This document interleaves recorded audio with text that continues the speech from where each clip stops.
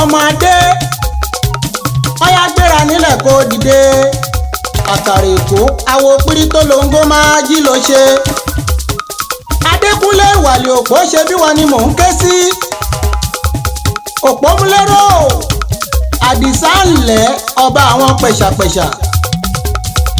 Àkùnyùn ní ọba àwọn pèdèpèdè. Ọmọ Adégbèrò pèrègùn ẹ ti máwọ̀ tuntun bọ̀ wáyé o. Ọdún ẹ ti pé ọdún ẹ tún ti jọ. Òní lọ́jọ́ òbí rẹ tó tún lé kan lọ́dún láyé. Happy birthday to you kó o pẹ́ láyé. Long life and prosperity kó o gbógbógbó. Opomulero mọ́jà alẹ́ kan ọmọ ẹ̀kẹ́ dára ní mọ́jà.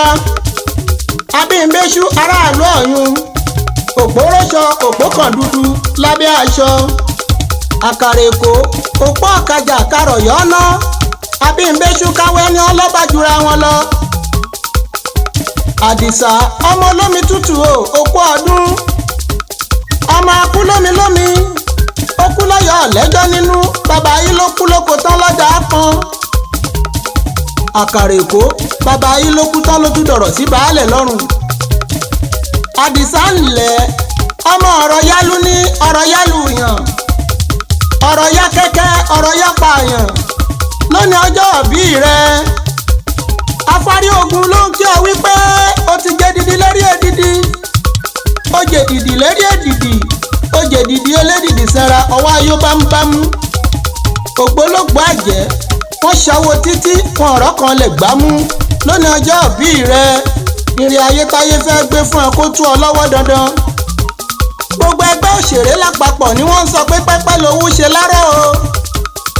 Gbogbo àwọn pèdèpèdè ni wọ́n sọ fún ọ wípé pẹ́pẹ́ lòun ṣe nírèkọ́ ọba wa pẹ́.